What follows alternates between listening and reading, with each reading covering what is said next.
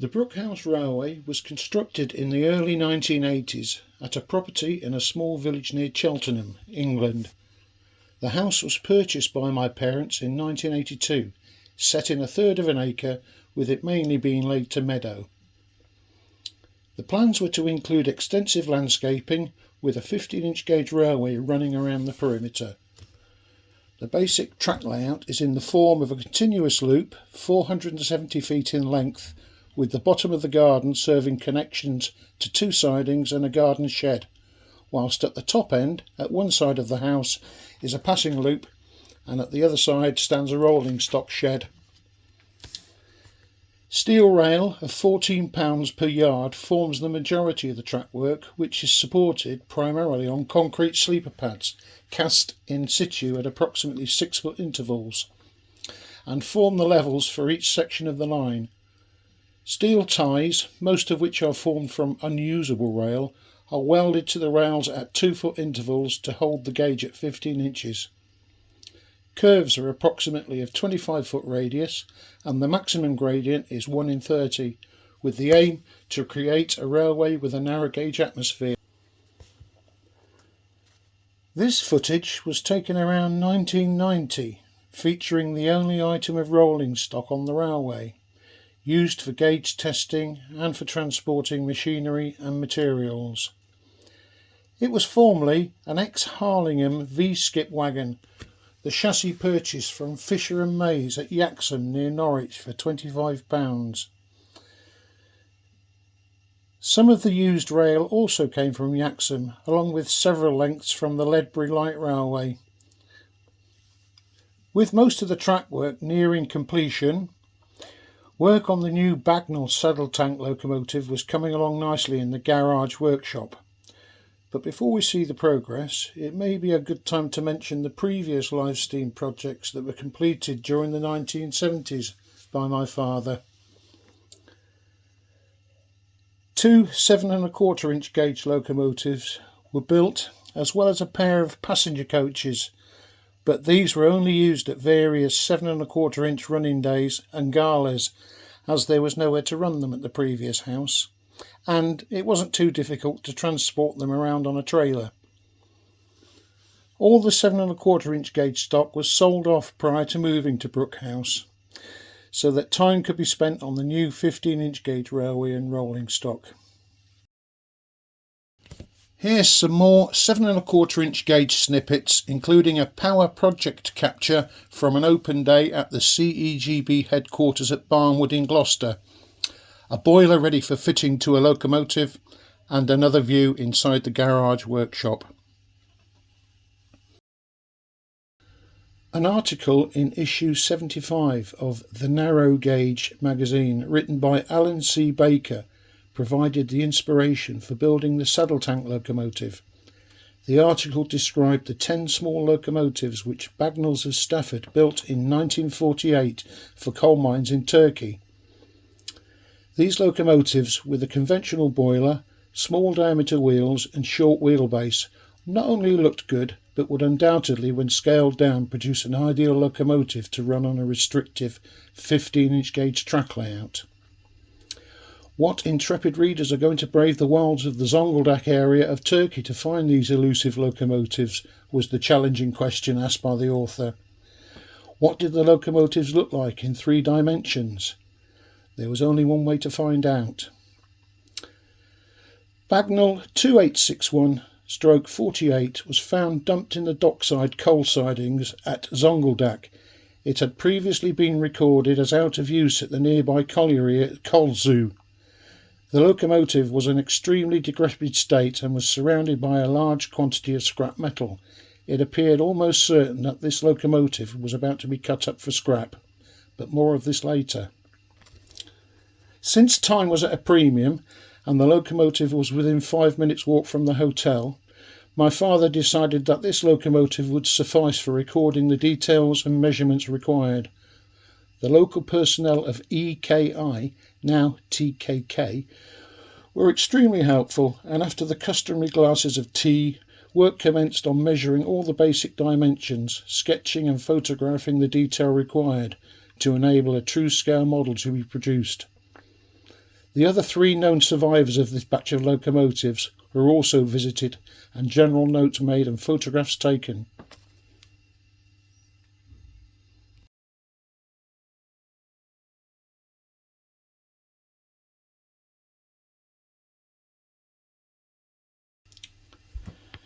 It was pleasing to record that WB 2861/48 had not been scrapped, and that my father's discussions with the engineering staff of TTK were in part responsible for this.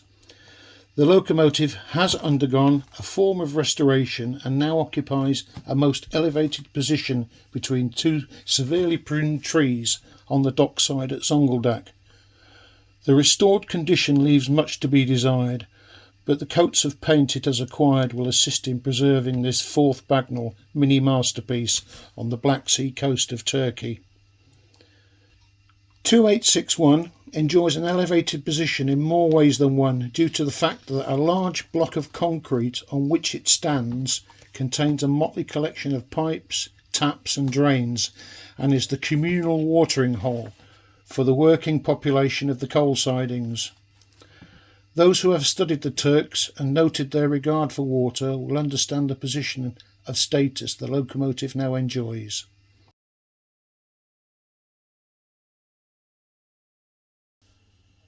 During the spring of 1990, with the track work almost complete, it was apparent that it would be some time before the Bagnall steam locomotive would be finished.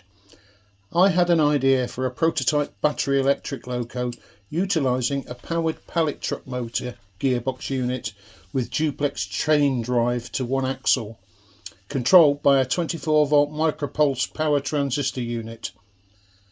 An old Hudson unsprung coach bogie was acquired from Alan Keefe, and work started to convert it to an electric loco for evaluation. In June 1990, it ran for the first time in its basic form, joining the recently planked open wagon.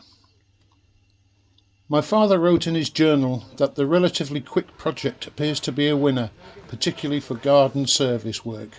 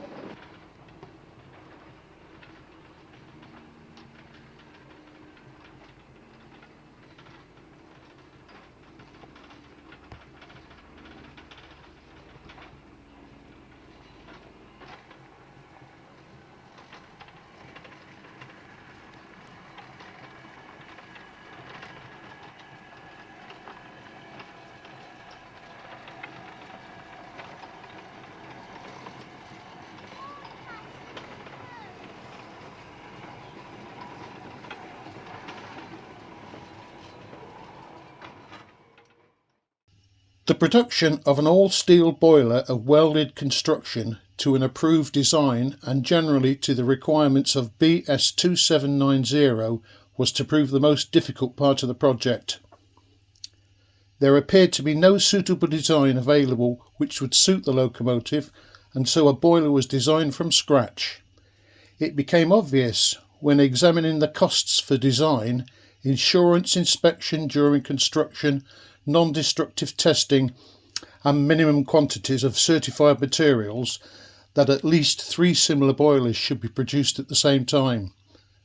3 boilers were produced and inevitably delayed the construction of the first locomotive. The benefit of this policy was realised when the production of 2 further locomotives were planned.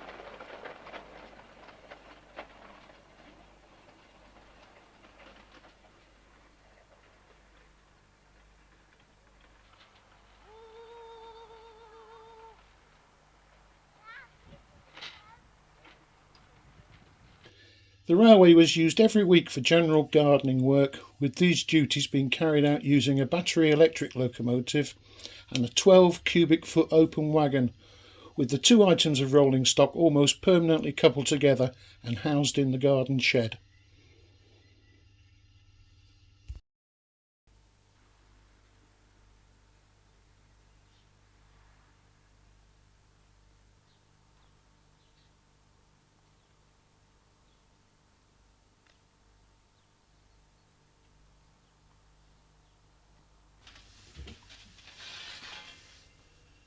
In May 1991, the Bagnall was finished and ready to escape the workshop in preparation for commissioning. The riding tender had previously been finished and had already run in a few laps of the garden. It was just a case of moving the locomotive from the workshop track onto the railway. Not the sort of movement you would want to undertake very often. A makeshift portable turntable was eventually constructed to make things easier if any rolling stock required workshop attention.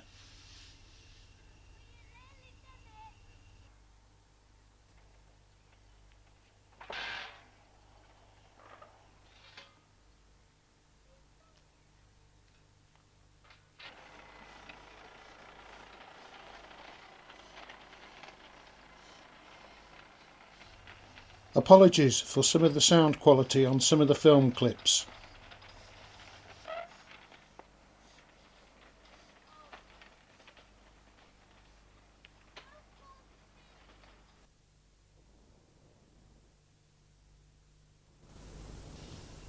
Saturday the 1st of June 1991 was the first official day to celebrate the locomotive in steam, its inaugural run taking place at 1 p.m. light engine. Unfortunately, the regulator failed, so the battery electric was pressed into service to run the family visitors around the track. During the following week, the steam cover was removed and the regulator repaired in time for the following weekend, when it ran extremely well.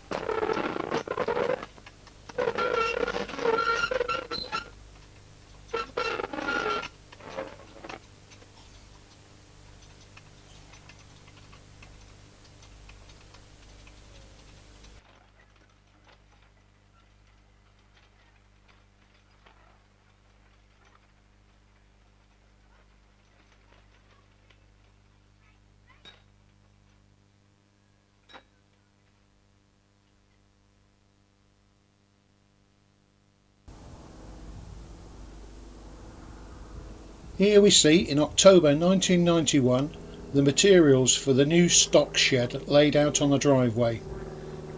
On the 19th, a working party was organised to erect the prefabricated sections.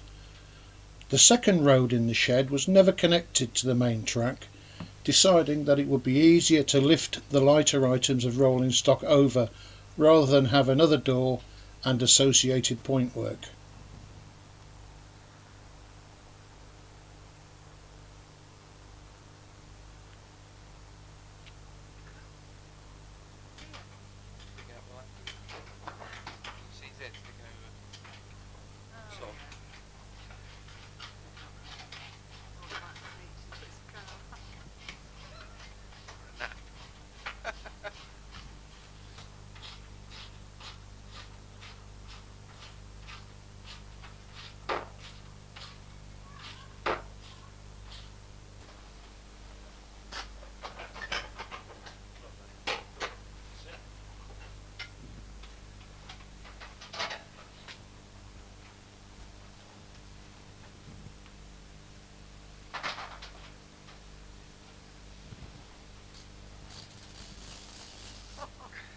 Can't move that, can you? Oh, that's good.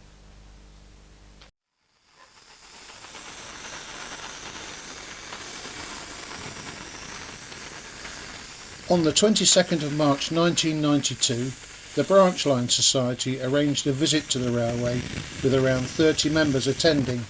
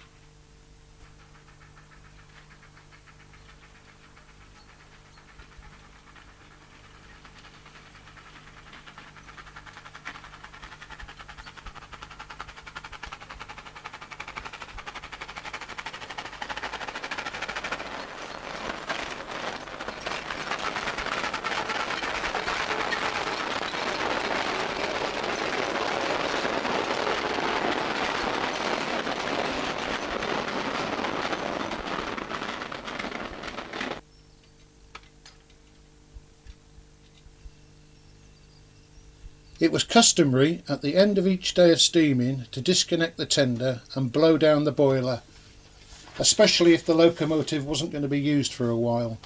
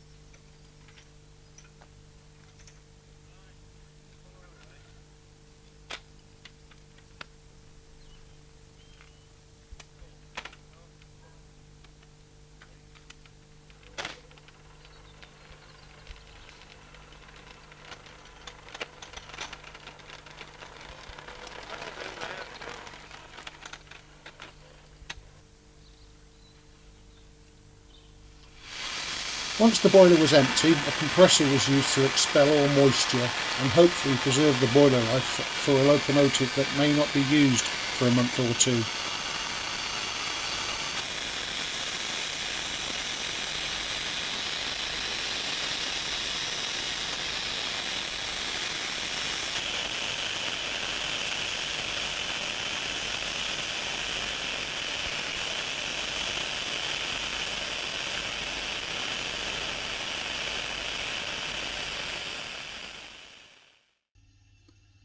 Expansion of the rolling stock fleet continued over the next couple of years to include a passenger coach and 2 battery electric locomotives based on the prototype, which had proved very reliable despite its lack of springing.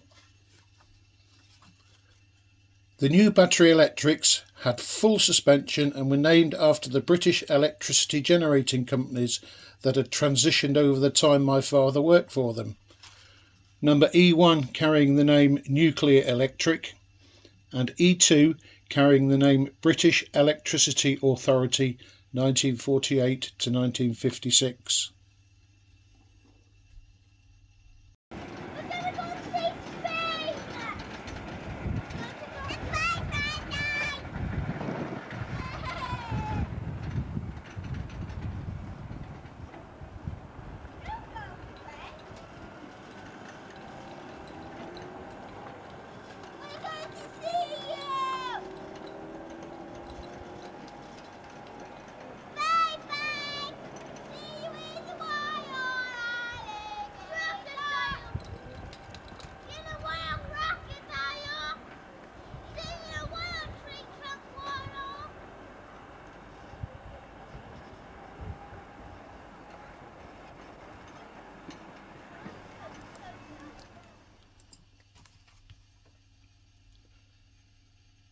In March 1993, the original battery electric prototype locomotive was scrapped after 3 years of faultless service, with the Hudson chassis being used for a second passenger coach P2. The batteries, traction control equipment and motor gearbox were put to one side to be used for another electric locomotive.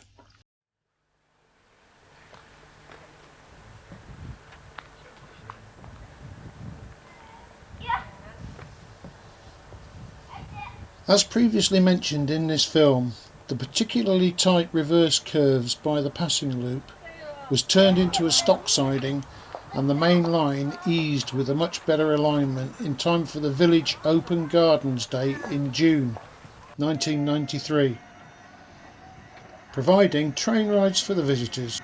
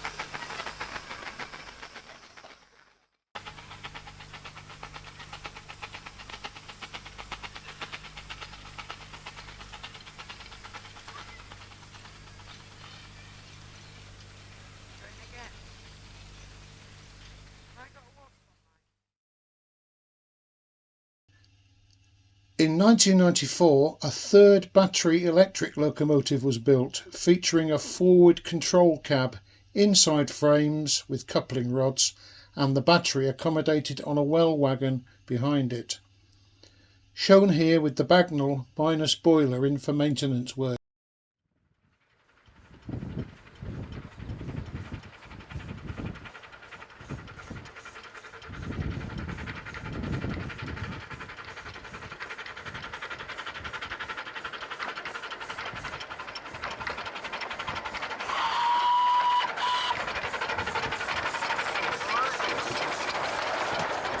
According to the ledger, it shows the Bagnall went on tour to the Cleethorpes Coast Light Railway in 1995, although the date stamp on the video shows it as 1994, returning to Brook House in late 1996.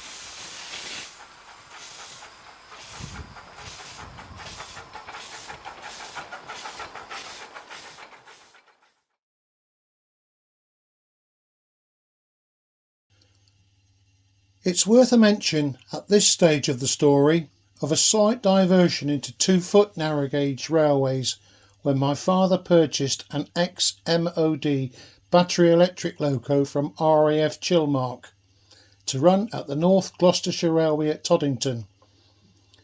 The project involved fitting a cab to the locomotive. After a couple of years, the loco was sold on and now resides at the South Tyndale Railway at Ulston.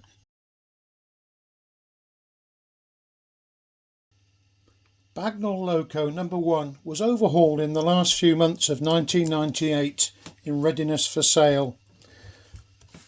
The battery electric loco number 3 was named Anne and completely rebuilt with outside frames and extended by 6 inches to accommodate the batteries. The well wagon which used to carry the batteries was converted to a tender for use with the last locomotive to be built at Brook House, a Kerr Stewart Wren. Both the Bagnall, E3 Anne and Kerr Stewart Wren are now at the Sherwood Forest Railway.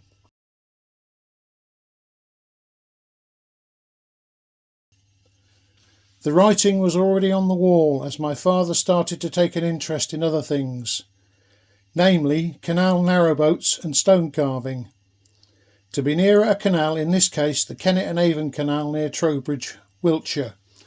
Brook House was sold in 1999 and most of the rolling stock went on to new owners. The records for the railway show that loco E1, open wagon G1 and coach P2 went to Cleethorpes Coast Light Railway in 1995. Coach P1 was sold in September 1998 to an unknown party. It's believed that loco E2 and open wagon G2 were sold with the property. The current owners of Brook House were approached, but their answers to what happened to the 2 items was vague at the very least. The canal boat interest lasted for around 3 to 4 years, but the boat was eventually sold on whilst my father concentrated on clock restoration and stone carving. However, there was one last project, a 7¼ inch gauge locomotive, seen here on test after completion in around 2015.